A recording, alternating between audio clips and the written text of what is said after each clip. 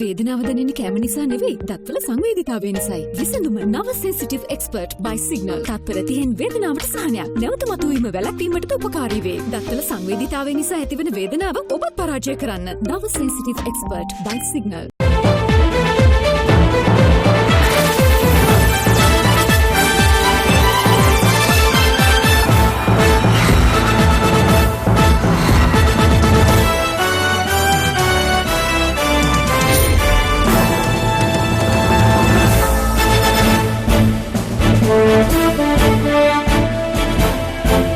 ආයුබෝවන් සුබ සන්ධ්‍යාවක්. සියලු සමීක්ෂණ වාර්තා නැවත නැවතත් තහවුරු කළ ලංකාවේ අංක 1 ප්‍රවෘත්ති ප්‍රකාශය. පැත්ත ගියත් ඇත්ත කියන හිරු සවස 6:55 ප්‍රධාන ප්‍රවෘත්ති ප්‍රකාශ සමගින් මම වදුශාන්ත සිල්වා. මම රෝෂිනී විජේසූරිය. මුලින්ම අවධානය දවස උණුසුම් කළ සිරස්තල වෙත.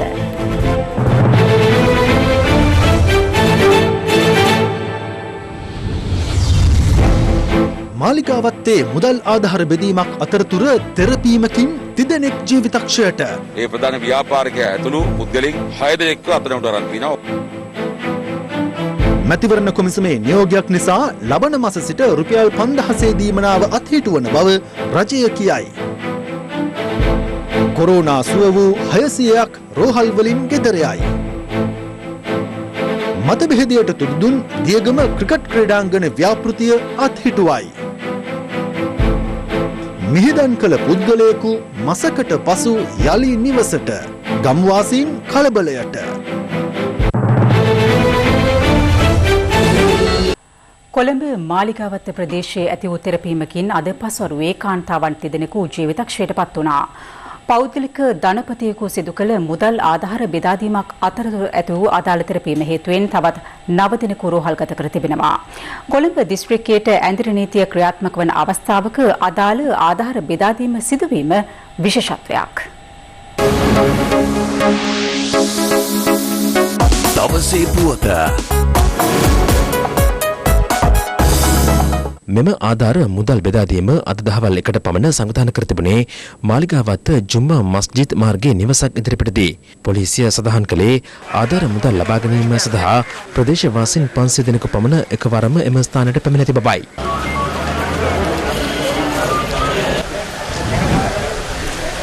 මේ පිටුපසින් දකින නිවස ආසන්නයේ තමයි මේ තෙරපීම සිදු වී තිබෙන්නේ.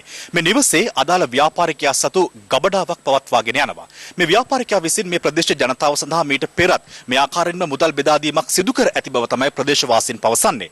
කෙසේ වෙතත් අද පස්වරුවේදී මෙලෙස ව්‍යාපාරිකයා විසින් මුදල් බෙදාදීම ආරම්භ කළ සැනින් මෙම ස්ථානයේ තෙරපීමක් ඇති වී තිබෙනවා. මේ මුදල් ලබා ගැනීම සඳහා පැමිණි ජනතාවගෙන් අති බහුතරයක් කාන්තාවන් සහ වයස්ගත පුද්ගලයන් බව තමයි ප්‍රදේශවාසීන් පවසන්නේ. රශික යුතු මුසිකද එහෙම වෙන්නේ නැහැ. මෙන්න මේ හරියදී රත්නන් තුනක් තියෙනවා. දැන් මේ විදුලි වෙලා තියෙන්නේ. ඔව්. දැන් වෙලා තියෙන නිසා සල්ලි අරගෙන ආයෙ යන්න දෙන්නේ නැහැලු. සල්ලි ටික අරගෙන පැත්තකින් ඉන්න කියනවා. ඇයි? එකම මිනිහ දෙපාරක් සල්ලි ගන්න දෙනවනේ. ඒ ගත්තේම අරගෙන ඉන්නවා. අරගෙන ඉන්නවා. මේගොල්ලෝ පුරකාගෙනද කතෝලිය යන්න යනවා. යද්දි මෙතන තමයි වැටෙන්නේ. අර වයසක කාන්තාව තමයි වැටෙන්නේ. 10:45 ඉඳලා මෙතන කෙතරින් ඉඳලා තියෙනවා. සිතෙන් පසු ජුම්මා මස්ජිද් මාවතට පිවිසීම පොලිසිය තාවකාලිකව අත්හිටුවනු ලැබුවා.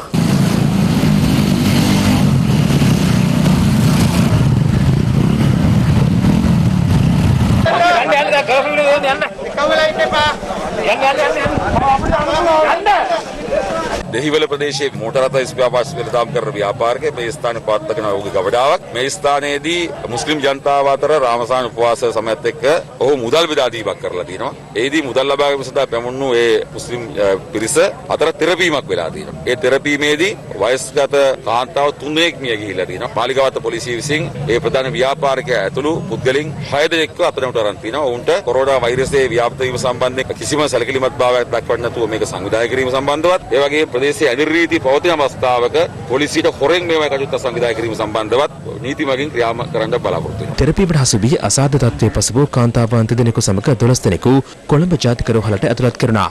රෝහල් ගත කරන විටත් වයස්ගත කාන්තාවන් දෙදෙනෙකු ජීවිතක්ෂයට පත් ඇති බවයි පොලිසිය සඳහන් කළේ. රෝහල් ගත කළ තවත් කාන්තාවන් 5 දෙනෙකු අද පස්වරුවේ ප්‍රතිකාර ලබා පිටව ගොස් තිබෙනවා. ඒ අනුව තෙරපීමට හසු වූ කාන්තාවන් දෙදෙනෙක් සහ පිරිමි පුද්ගලයෙකු මේ වන විටත් රෝහල් ගතව ප්‍රතිකාර ලබන අතර ඔවුන් අතරින් එක් අයෙකුගේ තත්ත්වය අසාධ්‍ය බව රෝහල් ආරංචි මාර්ග සඳහන් කළා.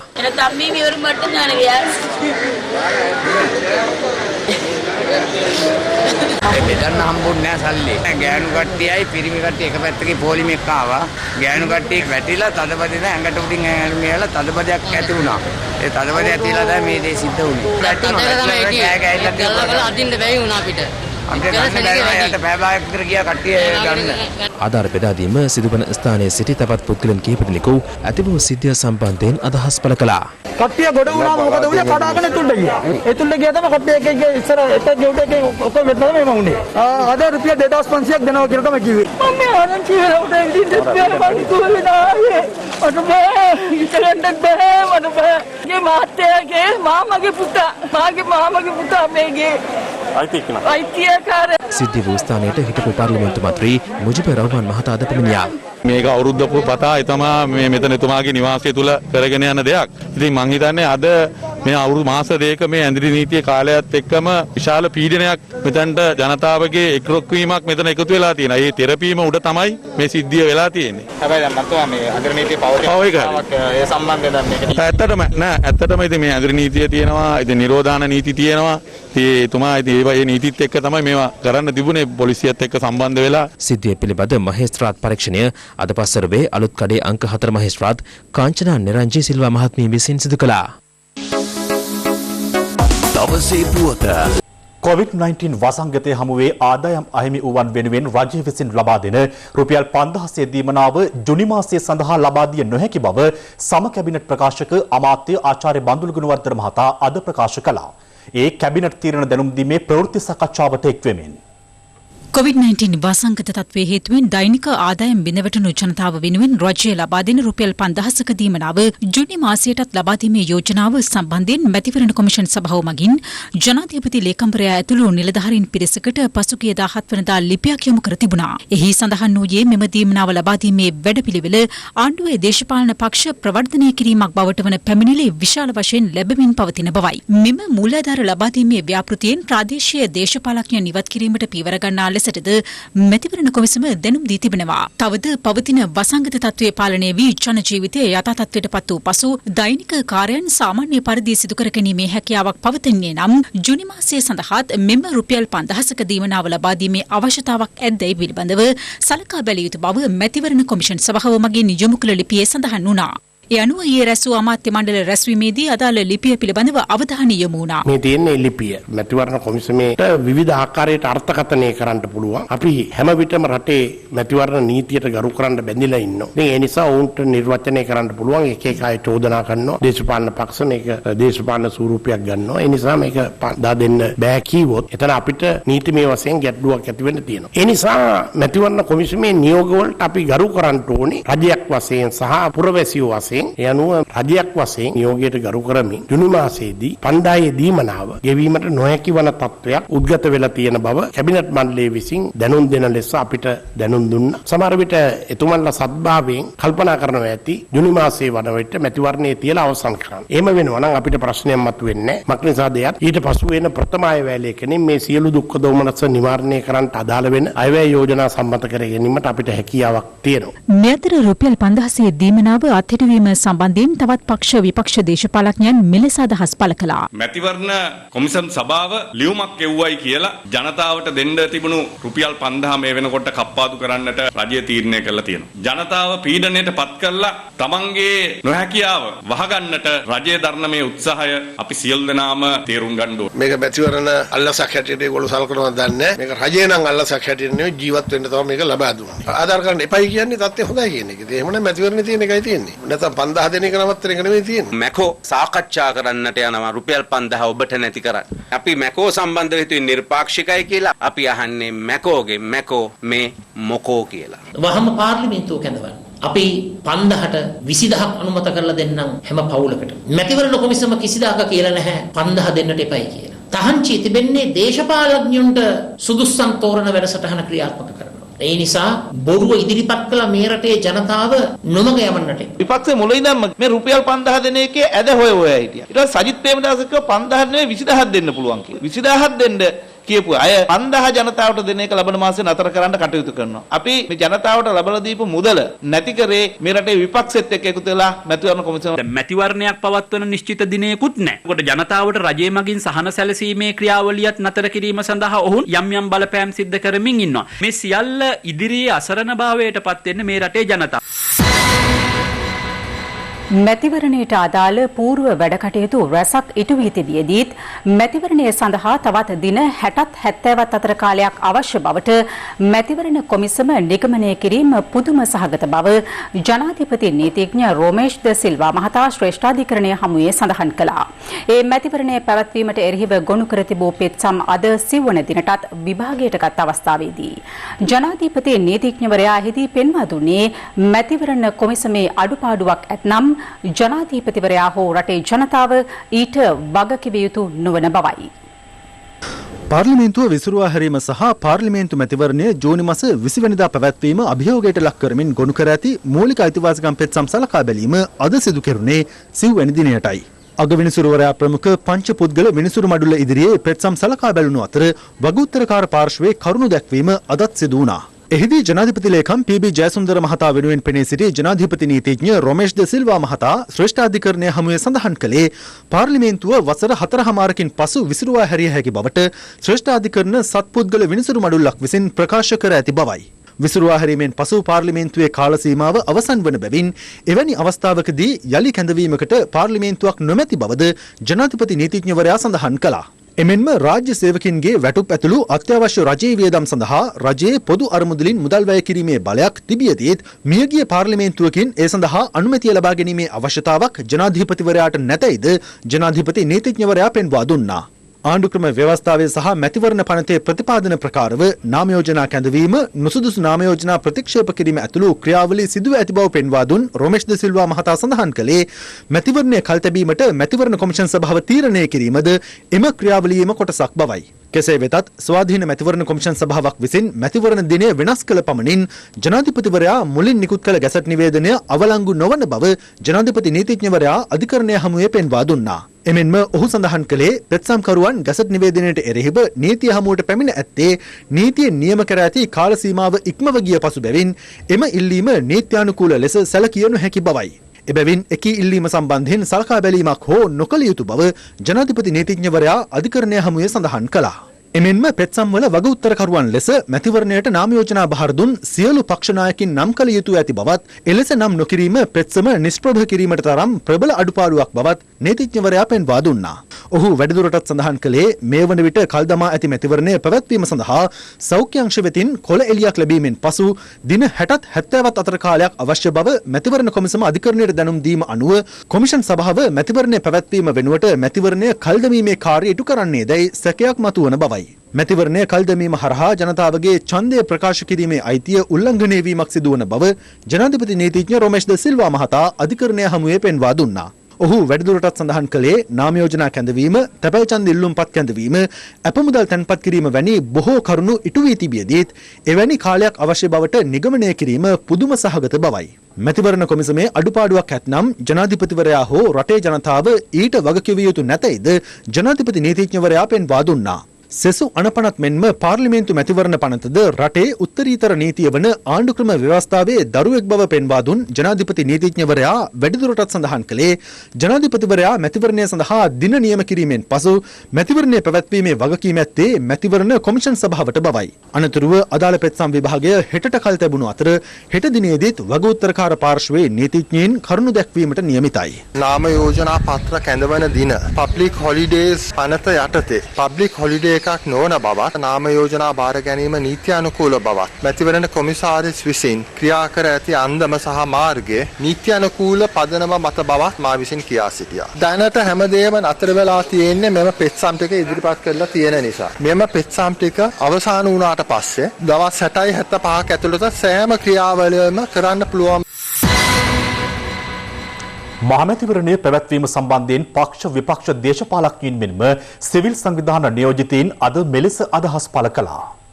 ස්වාධීනයි කියලා කියන මැතිවරණ කොමිෂන් සභාව අතරේ බරපතල බෙදීමක් තියෙනවා. මේ බෙදීමේ පාඩුව සිද්ධ වෙන්නේ මේ රටේ ජනතාවට. මැතිවරණ කොමිෂන් සභාවෙන් ජනතාවගේ පරමාධිපත්‍ය බලය උදුරාගෙන ක්‍රියාත්මක කරන ආකාරයක් අපට පේන්න තියෙනවා. හැම දෙයකටම අධිකරණයේ පිහිටපතාගෙන යන මැතිවරණ කොමිෂන් සභාවට අපි මතක් කරන්න කැමති ජනතාවගේ පරමාධිපත්‍ය බලය ප්‍රකාශමාන කිරීමට අධිකරණයට පුළුවන්කමක් නැහැ. අධිකරණය මගින් ආණ්ඩු පෙරලන්න උත්සාහ කරන්නේ නැතුව ජනතාවට ආණ්ඩුව පෙරලීම හෝ ආණ්ඩුව පිහිටවීම සම්බන්ධයෙන් ඉඩකඩ ලබා දෙන ලෙස අපි ඉල්ලා සිටිනවා. ඌල් මහත්තයලව තියාගෙන කොහොමද මැතිවරණ කොමිසම විශ්වාස කරන්නේ? ඌල් මහත්තයා කතා කරන්නේ සම්පූර්ණ ගිහිලා උතුරු නැගෙනහිර කොටි ඩයස්පෝරාවට එහෙම නැත්නම් ඒගොල්ලන්ගේ තියෙන රාජ්‍ය නෝන සංවිධාන වල ගනුදෙනුවක්. මැතිවරණ කොමසාරිස්වරයාටවත් විශ්වාසයක් නැතුව අපි කොහොමද කොමිසම විශ්වාස කරන්නේ? මැතිවරණ කොමිසමේ කරන්න ඕන වැඩ රාජකාරි වලින් ගණනාවක් මේ වෙද්දි කෙරිලා ඉවරයි. අධිකරණය මේකට හරි තීන්දුවක් දෙයි කියන විශ්වාසය තමයි අපිට තියෙන්නේ. මේ කාරණේදී රජය හැම වෙලාවෙම හිටියේ මැතිවරණ කොමිසමට එරෙහි පැත්තේ. මැතිවරණ කොමිසමත් ඒකේ කොමසාරිස්වරුත් සතුරන් ලෙස සැලකුවා. මැතිවරණ කොමිෂන් සභාව කියා සිටියා රටේ මැතිවරණයක් පැවැත්වීමට අවශ්‍ය සුරක්ෂිත වාතාවරණය තිබෙන බව රජයේ සෞඛ්‍ය බලධාරීන් විසින් නිසි ලෙස ප්‍රකාශ කිරීමෙන් පසුව එදින සිට සති 10ක් ගත වූ පසුවයි මැතිවරණය තබන්නේ. නාම යෝජනා ගත්තේ මාර්තු මාසේ 19. අප්‍රේල් මාසේ 25 තමයි ඡන්දය තියන්න තිබුණේ. ඒ කියන්නේ සති 5යි. මාස 3කුත් ගිහිල්ලා මැතිවරණ කොමසාරිස් කියන දවසේ සිට සති 9ත් 12ත් අතර. ඒ කියන්නේ මාස 3ක් පස්සට දාගන්න තමයි මෙයාගේ උත්සාහය. ඒ කියන්නේ එයා හදන්නේ කොච්චර හරි පස්සට දාන්න. මේ මැතිවරණ කොමසාරිස්තුමාටත් කොමිසමටත් අවශ්‍යතාවයක් නැති පාටක් පේනවා මැතිවරණයක් තියන්න. හංගගෙන ඉපු බොහෝ අර්බුද ඉදිරියට එනවා. ඒ අර්බුදත් එක්ක මැතිවරණයට යන්න ගියාම උන්ට තවත් තත්ත්වේ භයානකයි. ඒ නිසා තමයි මේ කඩිමුඩියේ මැතිවරණේ තියාගන්න උත්සාහ කරමින් තිබෙන්නේ. රට සාමාන්‍ය තත්ත්වයට පත් විය යුතුයි. මැතිවරණේ නිදහස් සහ සාධාරණ මැතිවරණයක් බවට පත් විය යුතුයි. එක්සත් ජාතික පක්ෂය සමගි ජන බලවේගය සහ ජනතා විමුක්ති පෙරමුණ අද එක කණ්ඩායමක් හැටියට කටයුතු කරන්නේ මැතිවරණේ තියන්න එපා කොරෝනා බිඳුව වෙනකම් බලාගෙන ඉන්න ඕනේ කියන ඔය සියලු දෙනා ඉදිරියේ මැතිවරණයක් තිබුණොත් අන්ත පරාජයකට පත් වෙනවා. මැතිවරණයෙන් බලය රැක ගැනීම වෙනුවට ආර්ථික අර්බුදය විසඳන්නට කටයුතු කරන්න හදිස්සි මැතිවරණය යන්නේ යාම තුලින් මේ රටේ ආර්ථික ප්‍රශ්නයක් විතරක් නෙමෙයි ව්‍යවස්ථා ප්‍රශ්නකුත් හදලා තියෙනවා. මේ අර්බුදයෙන් එළියට ඇවිල්ලා මැතිවරණය තුලින් ජනතාවගේ කැමැත්ත බලන්න පුළුවන්. මේ රටේ සාමාන්‍ය ජන ජීවිතය යථාර්ථයට පත් වෙනවා වගේම රටේ ප්‍රජාතන්ත්‍රවාදය අපි ආරක්ෂා කරන්න ඕනේ. ප්‍රජාතන්ත්‍රවාදය ආරක්ෂා කිරීමේ ක්‍රමවේදයක් තමයි මැතිවරණය තියෙන එක. ඉතින් අපි විශ්වාස කරනවා වැඩි කල් යන කලින් අපිට මැතිවරණයකට යන්න පුළුවන් සහ ශක්තිමත් පාර්ලිමේන්තුවක් වගේම ස්ථාවර ආණ්ඩුවක් ගොඩනගන්න පුළුවන්. ප්‍රහාරයක් එල්ලවන බවට තොරතුරු ලැබී තිබුණත් කොළඹ නගරයේ ආරක්ෂාව තර කිරීමට පොලිසිය නිසි පරිදි පියවර නොගත් බව ඒ සම්බන්ධයෙන් සොයන ජනාධිපති කොමිසමේදී අනාවරණ වුණා. ඒ එවක කොළඹ කොටුව පොලිස් ස්ථානයට අනුයුක්තව සේවය කළ නිලධාරියෙකු කොමිසම හමුවේ ලබා දුන් සාක්ෂි අනුවයි. ඔහු පරස්පර ප්‍රකාශ කොමිසම හමුවේ ලබා දුන් අතර අවස්ථා දෙකකදී නිරුත්තර වීමත් විශේෂත්වයක්. 2019 අප්‍රේල් 21 පාස්කු ඉරිදා සිදු බෝම්බ ප්‍රහාර මාලාව සම්බන්ධයෙන් සොයා බලන ජනාධිපති කොමිසම හමුවේ ඊයේ සාක්ෂි ලබා දුන්නේ කොළඹ කොටුව පොලිස් ස්ථානයේ එවකට රාත්‍රී කාර්යභාර නිලධාරීවරයා ලෙස කටයුතු කළ පොලිස් පරීක්ෂක ලලන්ත ප්‍රියදර්ශන මහතායි. ත්‍රස්ත ප්‍රහාරයක් සම්බන්ධයෙන් උසස් නිලධාරියෙකුගෙන් තමාට දුරකථන ඇමතුමක් 2019 අප්‍රේල් 20 වන දින රාත්‍රියේ ලැබුණේදැයි කොමිසම වෙනුවෙන් පෙනී සිටි රජයේ අධිනීතිඥවරිය ඔහුගෙන් විමසුවා. පසුගිය වසරේ අප්‍රේල් 20 වන දින රාත්‍රී 8:20ට පමණ තවන්ට කොටුව පොලිස් ස්ථානයේ බැඩබලන පොලිස් ස්ථානාධිපති ලෙස කටයුතු කළ සරත් කුමාරසිංහ මහතා දුරකථන ඇමතුමක් ලබා දුන් බවත් ප්‍රදේශීය කතෝලික පල්ලිවලට ප්‍රහාරයක් එල්ල විය හැකි බවට තොරතුරු ලැබී ඇති බැවින් ජීප්‍රත මගින් ගොස් ආරක්ෂාව යොදවන ලෙස දැනුම් දුන් බවත් පොලිස් පරීක්ෂක ලලන්ත ප්‍රියදර්ශන මහතා කොමිසම හමුවේ කියා සිටියා. තමන්ට ලැබුණු උපදෙස් මත සියලු ජීප්‍රත සූදානම් කළ බවත් ප්‍රදේශීය රථවාහන මාර්ගබාධක වෙතද මේ සම්බන්ධයෙන් පණිවිඩ ලබා දුන් බවත් සාක්ෂිකරු සඳහන් කළා. එහිදී රජයේ අධිනීතිඥවරිය සාක්ෂිකරුට නියෝග කළේ එදින කළ රාජකාරී සියල්ල මුල් ලේඛනයේ නිරීක්ෂණය කර කොමිසමට පවසන ලෙසයි. පොලිස් පරීක්ෂක ලලන්ත ප්‍රියදර්ශන මහතා එහිදී දුන් සාක්ෂිය පෙර සාක්ෂියට පරස්පර වුණා. මුල් ලේඛනවල සඳහන් කරුණු කොමිසම වෙත බහර දුන් උද්ෘතවල නොමැති බවට කොමිසම සාක්ෂිකරුගෙන් විමසූ අතර ලලන්ත ප්‍රියදර්ශන මහතා ඒ සම්බන්ධයෙන් නිරුත්තර වුණා. කොමිසමේ ප්‍රශ්න කිරීම හමුවේ සාක්ෂිකරු වැඩිදුරටත් කියා සිටියේ ප්‍රහාරය සම්බන්ධයෙන් තමන්ට තොරතුරු ලැබුණු විගස පොලිස් නිලධාරීන්ට විමසිල්ලෙන් සහ අවධියෙන් සිටින ලෙසට උපදෙස් ලබා දුන් බවයි. එහිදී කොමිසමේ සභාපති විනිසුරුවරයා සාක්ෂිකරුගෙන් විමසා සිටියේ පොලිස් නිලධාරීන් අවධියෙන් සහ විමසිල්ලෙන් රාජකාරී කටයුතු සිදු කරන්නේ නැතිද යන්නයි. එහිදීද සාක්ෂිකරු නිරුත්තර වුණා. ත්‍රස්ත ප්‍රහාරයක් සම්බන්ධයෙන් තමන්ට ලැබුණු තොරතුරු දුරකථන හරහා නිලධාරීන්ට ලබා දීමට පියවර ගත්තේද යන්න කොමිසම විමසා සිටි අතර සාක්ෂිකරු පවසා සිටියේ තමන් එලෙස දුරකථන හරහා නිලධාරීන් දැනුවත් නොකළ බවයි. එලෙස නොකළේ මන්දයි කොමිසම සාක්ෂිකරුගෙන් විමසූ අවස්ථාවේ සාක්ෂිකරු යලි කොමිසම හමුවේ පැවසුවේ තමන් දුරකථනය හරහා නිලධාරීන් දැනුවත් කළ බවයි. කොමිසම එහිදී විමසා සිටියේ එක්වරකදී දුරකථනය හරහා නිලධාරීන් දැනුවත් නොකළ බවට පවසා යලිත් වරක් දැනුවත් කළ බවට ප්‍රකාශ කිරීම යන ප්‍රකාශ දෙකෙහි සත්‍ය කුමන ප්‍රකාශයද යන්නයි. සාක්ෂිකරු එහිදී කොමිසම හමුවේ කියා සිටියේ තමන් නිලධාරීන් දුරකථනය හරහා දැනුවත් කළ බවයි. පෙර ප්‍රකාශයේ ඉල්ලාස් කරගන්නා බවත් ඔහු පැවසුවා. පසුගිය වසරේ අප්‍රේල් 20 වන දින රාජකාරිය සඳහා නිලධාරීන්ගේ අඩුවක් තිබූ බවත් ඒ හේතුවෙන් ආරක්ෂක වැඩපිළිවෙලක් ක්‍රියාත්මක නොවුණු බවත් ලලන්ත ප්‍රදර්ශන මහතා කොමිසම හමුවේ අනාවරණ කළා. කොමිසම සාක්ෂිකරුගෙන් විමසා සිටියේ තමන් සහරාන් හෂීම් නම් පුද්ගලයා මින් පෙර දැක තිබුණේද යන්නයි. එහිදී සාක්ෂිකරු පවසා ඇත්තේ පොලිස් ස්ථානයේ දැන්වීම් පූර්වයේ දුටුතන අත්අඩංගුවට ගන්නා ලෙසට අදාළ පුද්ගලයාගේ ඡායාරූපයක් අලවා තිබූ බවත් සහරාන් මෙවැනි ප්‍රහාරයක් එල්ල කරනු ඇතැයි තමන් නොසිතූ හේයින් අදාළ ඡායාරූපය නිරීක්ෂණය කළත් දැඩි ලෙස ඒ සම්බන්ධයෙන් ක්‍රියා නොකළ බවයි. නාමයෝජනා යළි කැඳවුවහොත් බෙදුණු පාර්ශව එක්ව තරඟ කළ යුතු බව එක්සත් ජාතික පක්ෂයේ ජාතික සංවිධායක හිටපු පාර්ලිමේන්තු මන්ත්‍රී නවීන් දිසානායක මහතා පවසනවා. සිරිකොත පක්ෂ මූලස්ථානයේ පැවති ප්‍රවෘත්ති සාකච්ඡාවකට එක්වමින් ඔහු පැවසුවේ එක්සත් ජාතික පක්ෂයට ඇති ජනප්‍රසාදය ඉහළ යමින් පවතින බවයි. එක්සත් ජාතික පක්ෂයේ මාර්තු 19 වෙනිදා නාම යෝජනා දෙනකොට හිටිය තැන නෙවෙයි අපි දැන් ඉන්නේ. කරලා තියෙන සමීක්ෂණ අනුව අපි ගොඩක් ඉස්සිලා තියෙනවා සෑම දිස්ත්‍රික්කයකම. ඒ අඩුපාඩුකම් අපි හදාගන්න අවශ්‍යයි. පක්ෂය කැඩීමෙන් වෙන්නේ තවත් එක්සත් ජාතික පක්ෂයේ නොවන ජනාධිපති වෙන්න හීනයක් දකින පුද්ගලයන් ඉන්නවා නම් භූමිකාව ඒගොල්ලන් හදා ගන්නවා 2025 ජනාධිපති වර්ණයට එන්න. හරියටම කියන්න බෑ නීතිමය තත්ත්වය මොනවා වෙයිද කියලා. නමුත් නැවතත් නාම යෝජනා කැඳවනවා නම් එක්සත් ජාතික පක්ෂය එකතු වී තරග කර යුතුයි කියන එක තමයි මගේ අවංක මතය. එතුමා ගාමිණී දිසානායක මැතිතුමාගේ පුතා වෙලත් ජාතික ලැයිස්තුවේ 10 වෙනි තැනට ඉන්නේ. එතුමාට අඩු ගානේ 2-3ක් දෙන්න තිබ්බා. අපි එක්සත් ජාතික පක්ෂය එතුමාට බදුල්ල දිස්ත්‍රික් නායකත්වයක් දෙන්න උත්සාහ කරා. නමුත් එතුමා ඒක ප්‍රතික්ෂේප කරා.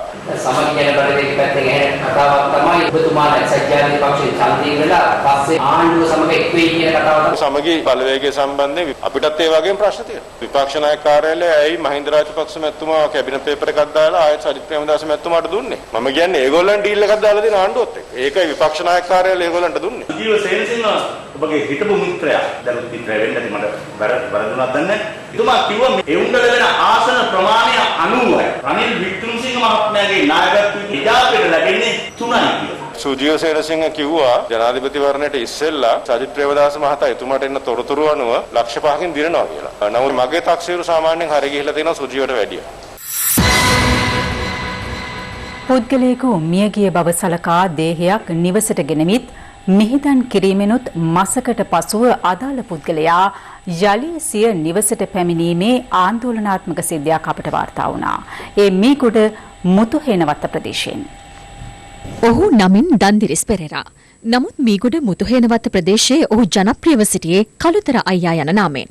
මීට මාසයකට පෙර අතුරුකිරිය ප්‍රදේශයේ සිදු වූ රියානතුරකින් ඔහු මියගිය බවට තොරතුරක් ලැබී තිබුණා. දන්දිරිස් පෙරේරාගේ පුතුන් දෙදෙනා ජාතික රෝහලේ මෘත ශරීරාගාරයේ තැන්පත් කර තිබූ සිරුර තම පියාගේ බවට තහවුරු කරගෙන තිබෙනවා.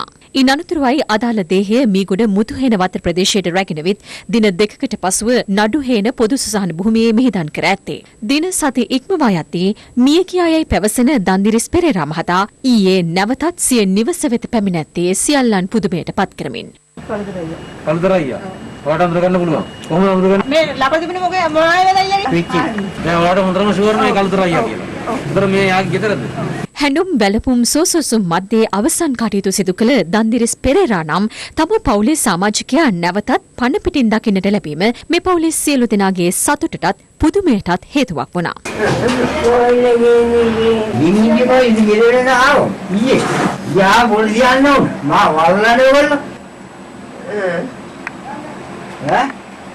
දරුවන් 6 දෙනෙකුගේ පියෙකු වූ 79 හැවිරිදි දන්දිරිස් පෙරේරා මහතා අවසන් වරට සිය නිවසේ කල්ගත කර ඇත්තේ පසුගිය පෙබරවාරි 4 වනදායි. පසුගියදා ඔහු නිවසින් පිටව ගොස් ඇත්තේ ජීවනෝපාය කටයුතු හේතුවෙන්. නමුත් කොරෝනා වෛරස් ව්‍යාප්තිය හේතුවෙන් පැන වූ ඇඳිරි නීතිය නිසා ඔහුට යලි නිවසට පැමිණීමට හැකි වී නැහැ. අන්තිමට මේ සීව දෙක කවරද? පෙබරවාරි 4. ඉතින් එතකොට මේ ගෙදර මේ බොඩි එක තිබ්බනේ යාර. ඒ දීදී අවුරුද්දක් කරනවද මේ යන්නේ මේ කියන්නේ? ඒගොල්ලන්ගේ අයියට මන් දින ඉඳලාම කරුණා ඉඳලා පයින් යනවා. බෞකත් මොනවාක්වත් සැකයක් කියන්නේ මේ යන්නේ මේක. මියගිය බවට වාර්තා වුණු මේ පුද්ගලයා ඊයේ පස්වරුවේ නැවතත් සිය නිවසට පැමිණීමත් සමග ප්‍රදේශයේ නොසන්සුන් තත්ත්වයක් හටගත්තා. අර පොඩි කෙනෙක් බය වෙලා නුඹු දවනේ බබා.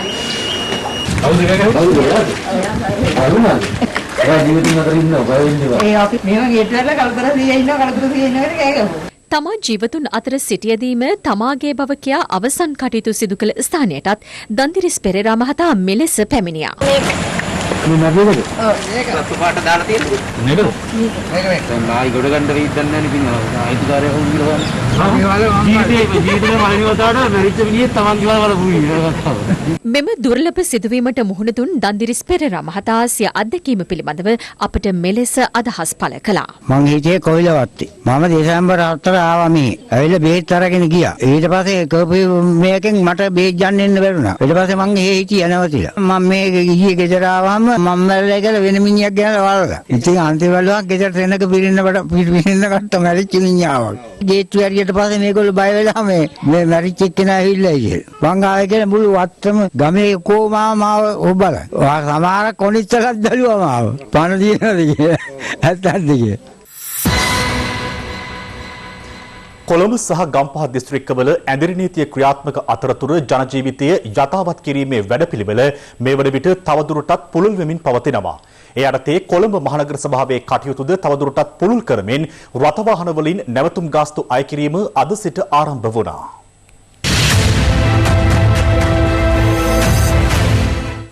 කොළඹ සහ ගම්පහ දිස්ත්‍රික්කවල රාජ්‍ය සහ පෞද්ගලිකාංශයේ කාර්යාල යලි ආරම්භ කිරීමත් සමග පොදු ප්‍රවාහන පහසුකම් නොමැති බොහෝ පිරිස් සිය සේවා ස්ථාන වෙත පැමිණියේ පෞද්ගලික රථවාහන වලින්. ඇඳිරි නීතිය ක්‍රියාත්මක බැවින් රථවාහන නැවතුම් ගාස්තු අය නොකරන බවට පසුගිය සමයේ කොළඹ නගර සභාව තීරණය කර තිබුණා. නමුත් ජන ජීවිතය යථාවත් කිරීමේ වැඩපිළිවෙල යටතේ කොළඹ නගරයේ කටයුතු දිනෙන් දින යථා තත්ත්වයට පත්වීමත් සමග මහනගර සීමාවේ නවතා තැබෙන රථවාහන වලින් ගාස්තු අය කිරීම අද සිට ආරම්භ කෙරුණා. ඒ අනුව පෙර පැවති ක්‍රමවේදය යටතේම ගාස්තු අය කිරීම සිදුවනවා. කෙනෙකුට ප්‍රශ්නයක් වෙන්න පුළුවන් ඇඳිරි නීතිය තවම කොළඹ නගරේ ඉවත් කළා නැහැ කියලා. රාජකාරී ස්ථාන කාර්යාල ක්‍රියාත්මක වෙනවා. ව්‍යාපාර ස්ථාන පෞද්ගලික අංශ ක්‍රියාත්මක වෙනවා. ඒ නිසා කොළඹ නගර සභාව තීන්දුව කරා අද සිට මෙම ගාස්තු ක්‍රමය යලිත් ආරම්භ. මේ අතර පොදු ප්‍රවාහන සේවා කටයුතුද තවදුරටත් යථා තත්ත්වයට පත්වෙමින් පවතින අතර බස්නාහිර නාගරික රථවාහන කොට්ටාසය වැල්වත්ත ප්‍රදේශයේදී අද විශේෂ මෙහෙයුමක් දියත් කර තිබුණේ බස් රථවල සෞඛ්‍ය ආරක්ෂිත ක්‍රමවේද අනුගමනය කිරීම සම්බන්ධයෙන් පරීක්ෂා කිරීම සඳහායි.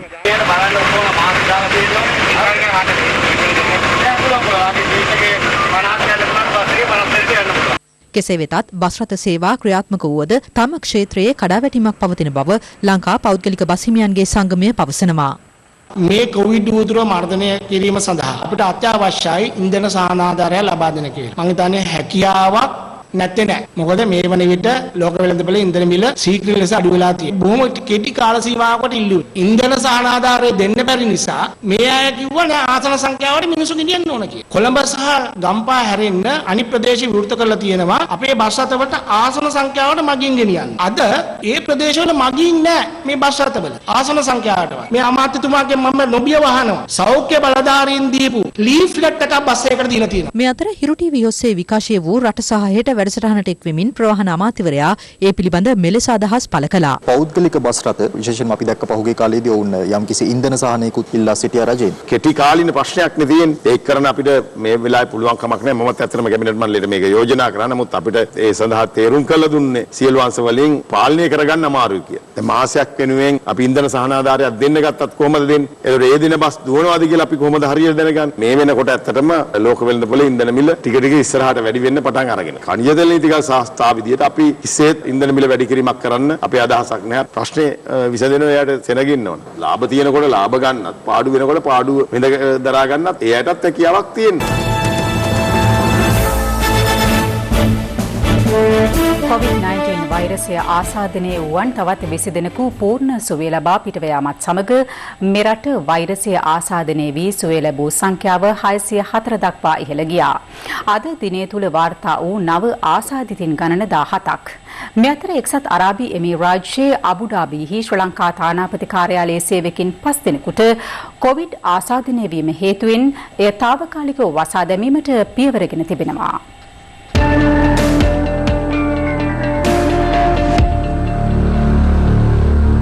අද පෙරවරු 10 වන විට මෙරට COVID-19 වෛරසය ආසාදිතව ප්‍රතිකාර ලැබූ 20 දෙනෙකු පූර්ණ සුවය ලබා පිටව යාමත් සමග සුවය ලැබූ සමස්ත සංඛ්‍යාව 604ක් දක්වා ඉහළ ගොස් තිබෙනවා.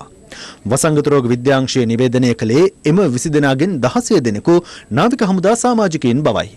ඉන් 7 දෙනෙකු හෝමාගම මූලික රෝහලේ, සිව් දෙනෙකු මුල්ලේරියාව මූලික රෝහලේ සහ 30 දෙනෙකු අංගොඩ ජාතික බෝවන රෝග විද්‍යායතනයේ ප්‍රතිකාර ලැබුවන්. මේ අතර COVID-19 ආසාදනය වූ නාවික හමුදා සමාජිකින් 237 දෙනෙකු සුවය ලබා පිටව ගොස් ඇති බව නාවික හමුදා මාධ්‍ය ඒකකය සඳහන් කළා. මේ අතර වැලිසර නාවික හමුදා කඳවුරේ තවත් සෙබළුන් 82 දෙනෙක් කල්කිරියාගම සිවිල් ආරක්ෂක බළකා උසස් පුහුණු කඳවුරේ නිරෝධායන මධ්‍යස්ථානයේ වෙත අද යොමු කර තිබෙනවා.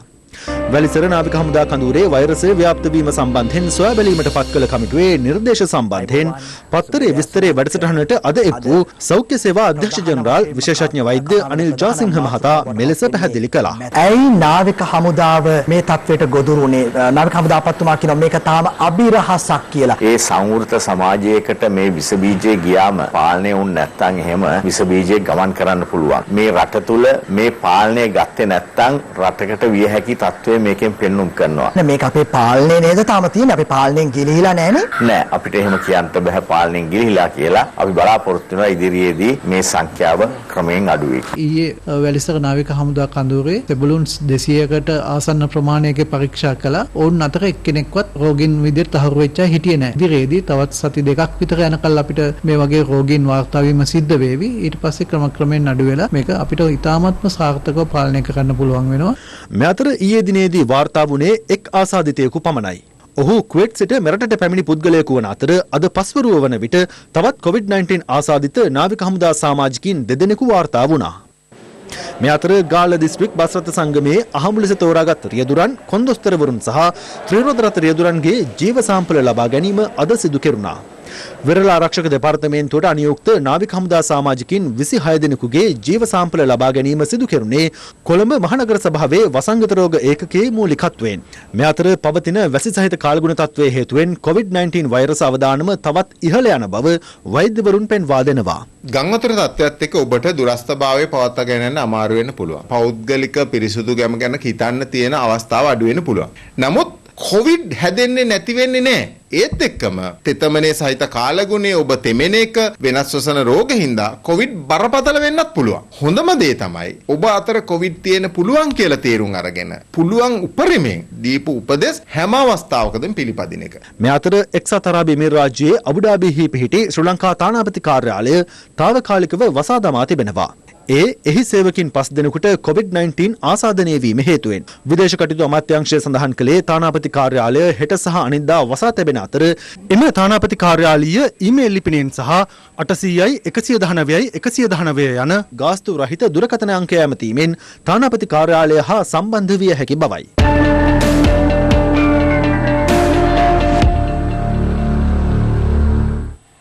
කොළඹ මාලිගාවත්ත ප්‍රදේශයේදී තෙරපීමකින් කාන්තාවන් 3 දෙනෙකු ජීවිතක්ෂයට පත්වීමේ සිද්ධිය වූ පරිශ්‍රයේ CCTV දර්ශන මේ වන විට අප වෙත ලැබී තිබෙනවා. මෙම ආධාර මුදල් බෙදා දීම අද දහවල් 1ට පමණ සංවිධානය කර තිබුණේ මාලිගාවත්ත ජුම්මා මස්ජිද් මාර්ගයේ නිවසක් ඉදිරිපිටදී. පොලිසිය සඳහන් කළේ ආධාර මුදල් ලබා ගැනීම සඳහා ප්‍රදේශවාසීන් 500 දෙනෙකු පමණ එකවරම එම ස්ථානයට පැමිණ ඇති බවයි.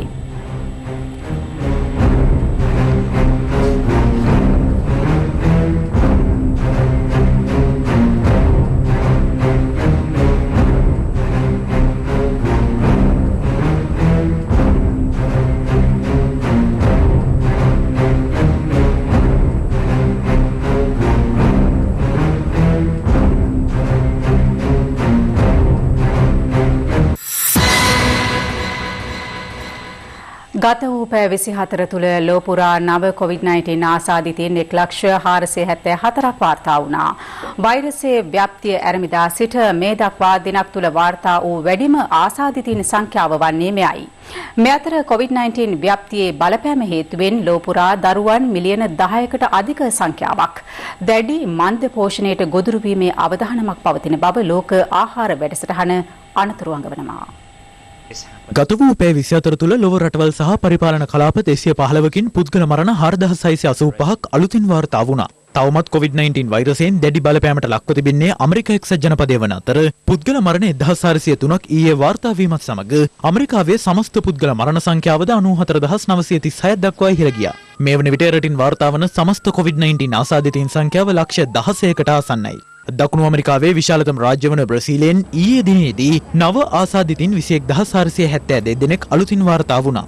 බ්‍රසීලය තුළ ශීඝ්‍රයෙන් ව්‍යාප්ත වන වෛරසය පාලනයට එරට සෞඛ්‍යංශ පැන වූ සංචරණ සීමා ඉවත් කරන ලෙස ඉල්ලා ඇතැම් පිරිස් විරෝධතාවයේ නිරත වන අයුරු ඉමේ. මේ අතර යේමනයේ සරණාගත කඳවුරු වෙත COVID-19 ව්‍යාප්ත වීමේ දැඩි ප්‍රවණතාවක් පැන නැගී ඇති අතර එක්සත් ජාතීන්ගේ සරණාගත ඒජන්සිය නිවේදනය කරන්නේ එම කඳවුරු වල රැඳී සිටින පුද්ගලයන් මිලියන 3.6ක් මෙමගින් පීඩාවට පත්විය හැකි බවයි. මේ වන විට අසල්වැසි ඉන්දියාවෙන්ද COVID-19 ආසාදිතින් 1,12,028 දෙනෙකු වාර්තා වනවා. එරට තුළ සිදු ඇති COVID මරණ සංඛ්‍යාව දැක්ුණේ 3,434ක් ලෙසින්.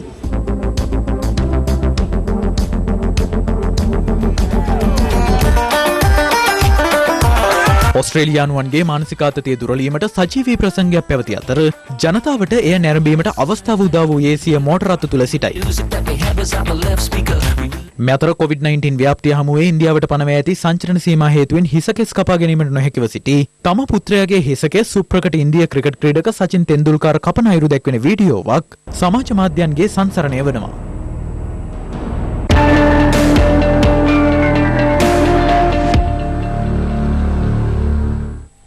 ඓතිහාසික මාවනැල්ල දෙවනගල පූජා භූමියට අයත් ඉඩම් රැසක් පසුගිය කාලයේ දේශපාලන මැදිහත් වීම මත බලහත්කාරයෙන් අත්පත් කරගෙන ඇතැයි එම විහාරස්ථානයේ විහාරාධිකාරී පූජ්‍ය මැදිරිගිරිය පුණ්‍යසාර හිමියන් පවසනවා. අද CIA අනාවරණය දෙවනගල පුදබිමට අද අත්ව ඇති ඉරණම පිළිබඳවයි.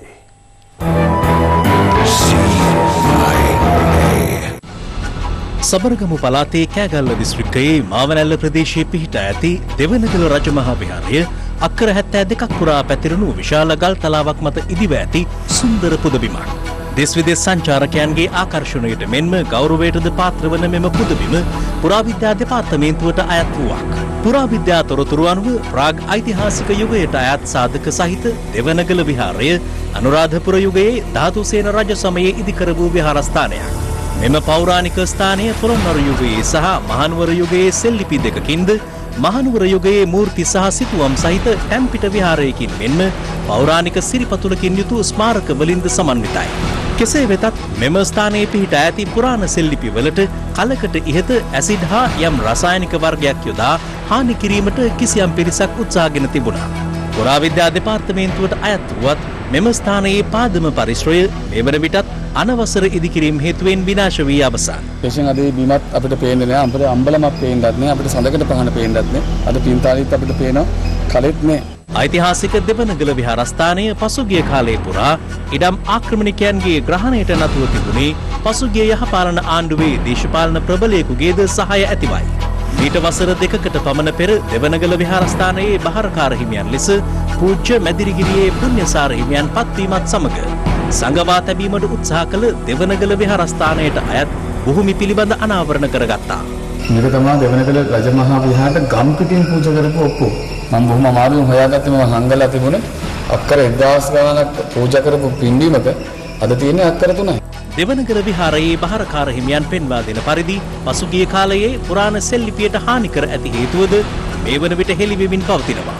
මහනුවර යුගයේ කාලයේදී විමල ධර්මසූරිය මහ රජුන් දෙවනගල රජමහා විහාරයට පවරපු ගම්වරේ පිළිබඳව තොරතුරු තමයි මේ සෙල්ලිපියේ තියෙන්නේ. ඒ නිසා ඒ අර සෙල්ලිපිය විනාශ කරන්න යාලා කටයුතු කරන්නේ. හිරු CIA කණ්ඩායම දෙවනගල විහාරස්ථානයේ උරුමය සොයා ගිය අවස්ථාවේදී වංචනික අන්දමින් විහාරස්ථානයේ සතු කුඹුරු ඉඩම්ද ගොඩ ඉඩම් බවට පත් කළ ජාවාරමක් පිළිබඳ සොයාගත්තා. ඒ පිළිබඳ සියලු තොරතුරු හෙට හිරු CIA හරහා අනාවරණය කිරීමට අප සූදානම්. දැන් රටවටා හිරු. රටවටා හිරු. ජනාධිපති ගෝඨාභය රාජපක්ෂ මහතා අද පෙරවරුවේ ජනාධිපති කාර්යාලයේදී රාජ්‍ය ඖෂධ සංස්ථා දෙකෙහි සභාපතිවරු සමග ඖෂධ නිෂ්පාදනය ආනයනය හා බෙදා හැරීම පිළිබඳ සාකච්ඡාවක නිරත වුණා. ඖෂධ සැපයීමේදී කිසිදු හිඟයකට ඉඩ නොතබන්නයි උපදෙස් දුන් ජනාධිපතිවරයා පෙර වසරේ ඉල්ලුම් රටාව අධ්‍යයනය කොට ඊළඟ වසරේ ඖෂධ අවශ්‍යතාව තීරණය කළ යුතු බව එහිදී සඳහන් කර තිබෙනවා. අත්තරංගුවේ සිට පැන ගිය සැකකරුවෙකු පසුව සහභාගී පොලිසිය නිලධාරීන් වේයන්ගොඩ කුරේතොටුව ප්‍රදේශයේදී සිදු කළ වෙඩි තැබීමකින් නිවසකට ලාභ සිදුව තිබෙනවා. පුත්තලම පොලිස් විෂමද්‍රව්‍ය නාශක ඒකකයේ සිදු කළ මෙහෙයුමකදී කේරළ ගංජා සහ අයිස් මද්‍රව්‍ය ජාවාරම්ක නිරත වූ පොලිස් නිලධාරියෙකු සහ විශ්‍රාම ගිය පොලිස් නිලධාරියෙකු ඇතුළු පුද්ගලයන් සිව් දෙනෙකු ඊයේ පස්වරුවේ අත්අඩංගුවට ගෙන තිබෙනවා. අත්අඩංගුවට ගැනීමට යාමේදී සැකකරුවන් දෙදෙනෙකු පැන ගොස් ඇති අතර පසුව පොලිසිය ගම්වාසීන්ගෙන් සහාය ඇතිව එම සැකකරුවන් දෙදෙනා අත්අඩංගුවට ගනු ලැබුවේ මෙලෙසින්. සියදිවි හානි කර ගැනීම සඳහා ඉහළ කොත්මලේ ජලාශයට පනින ලද 22 වෙනි තරුණියක් බේරා ගැනීමට උත්සාහ කළ දෙදරුපියෙකු ජීවිතක්ෂයට පත්ව තිබෙනවා. පසුව ජලාශයට පනින ලද තරුණිය තලවකැලේ පොලිස් ස්ථානාධිපතිවරයා විසින් බේරාගෙන තිබෙනවා. සම්බා සහ නාඩු සහල් හිඟයක් නිසා ජනතාව දැඩි අසීරුතාවට පත්ව සිටින බව අප කළ නිරීක්ෂණයකදී අනාවරණ වුණා. රටවටා හිරු. මෙරට විශාලතම ක්‍රිකට් ක්‍රීඩාංගණයේ ඉදිකිරීම අත්විටුවා දමන්නට තීරණය කර ඇති බව හිරු ස්පෝර්ට් කළ විමසීමකදී අග්‍රාමාත්‍ය මාධ්‍ය ලේකම් විජයානන්ද හේරත් මහතා පවසා සිටියා.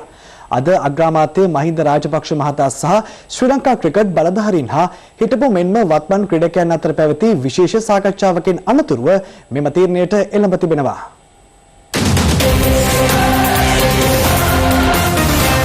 මෙරට විශාලතම ක්‍රිකට් ක්‍රීඩාංගන ව්‍යාපෘතිය ගැන කතාබහ කරලියට පැමිණියේ පසුගිය 17 වෙනිදා පටන්.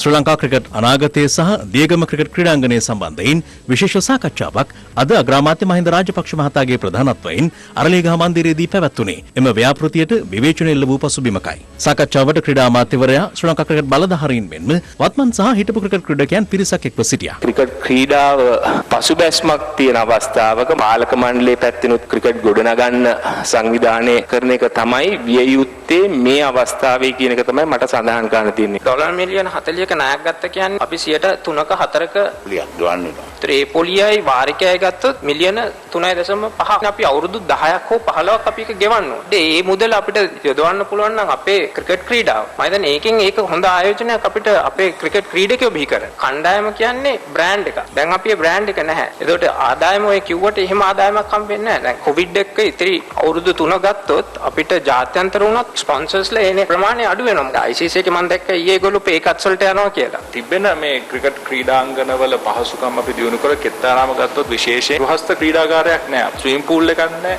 මෙතන කෑලි තියෙනවා පාලක මණ්ඩලය පාසල් ක්‍රිකට් ක්‍රීඩා සංගමය ඒ වගේම ක්‍රීඩා සමාජ අවුලක් වෙලා වගේ තමයි තියෙන්නේ. දැන් වෙන්නේ වගකීම තනින් තැනට යනවා. තනින් පටන් ගත්තා නම් මේ හුඟක් ප්‍රශ්න විසඳ ගන්න පුළුවන් ලොකු අවස්ථාවක් ඒ. අමතුමා මුල් වෙලා බෝඩ් එකයි පාලන ක්‍රිකටර්ස්ලායි එකතු කරගෙන වැඩපිළිවෙලක් සකස් කරලා අපිට මාසයක් ඇතුළත ඉදිරිපත් කරාම අපි ඒ අනුව වැඩපිළිවෙලක් යත් කරමු ඉස්සරහට මේකේ පිළි බිදිලා එක අදහස් වලට විතරක් යට වෙන්නේ නැතුව අපි එකතු වෙලා ඉදිරියට අටයුතු කරන්න සූදානම් වෙන්න. මේ අතර අද පැවති කැබිනට් තීරණ දැනුම් දීමේ ප්‍රවෘත්ති සාකච්ඡාවේදී අමාත්‍ය ආචාර්ය බන්දුල ගුණවර්ධන මහතාද මේ පිළිබඳ අදහස් පළ කර සිටියා. ක්‍රිකට් ක්‍රීඩාංගණය කොමාගම ඉදිකිරීම සඳහා සියලු සැලසුම් සකස් කරලා තිබුණා. කී ඉඳන්ද 2016 වර්ෂයේ සිට ඊ ආණ්ඩුවට කරගන්න බැරි වුණේ ක්‍රිකට් පාලක මණ්ඩලයට ඒ ඉඩම පවරා දෙන්න. එතකොට එසේ පවරාදිය හැකිද කියන එක පිළිබඳ ආණ්ඩුවෙන් අවසර ගන්න. ඒ සඳහා මම ක්‍රීඩා ඇමතුමා විසින් කැබිනට් මණ්ඩලයේ අනුමැතියක් ලබා ගන්න ඕනේ කියන කරුණ තමයි සාකච්ඡා කළේ. ඒකට දේශපාලන මඩ ගැසීම සාධාරණ නෑනේ. මේකට කැබිනට් අනුමැතිය හම්බෙලා තියෙනවද? නෑ කැබිනට් අනුමැතිය ගන්න ඕනේ ඉඩම් පවර දෙන්නනේ. ඒකට තමයි ඉඩම පරීක්ෂා කරන්න ගියේ. මෙවැනි තත්ත්වයක් තුළ මෙවැනි ක්‍රීඩාංගණයක් ඉදිකිරීම සුදුසු නෑ කියන එක තමයි මතය. මේ වෙලාවේ ක්‍රීඩාංගණයක් ඉදි කරන්නේ නැහැ. ඒ සමගින් සවස 6:55 ප්‍රධාන ප්‍රවෘත්ති ප්‍රකාශය නිමවට පත්වනවා. පැත්තක් නොකත් ඇත්ත දැනගැනීමේ අයිතිය තවදුරටත් තහවුරු කරගන්නට ඔබේ ජංගම දුරකථන ජාලය අනුවතිරියේ දිස්වන පරිදි හිරු ප්‍රවෘත්ති SMS සේවාව සක්‍රිය කරගන්න. ජාලය හමු වෙමු රාත්‍රී 9:55ක. ආයුබෝවන්.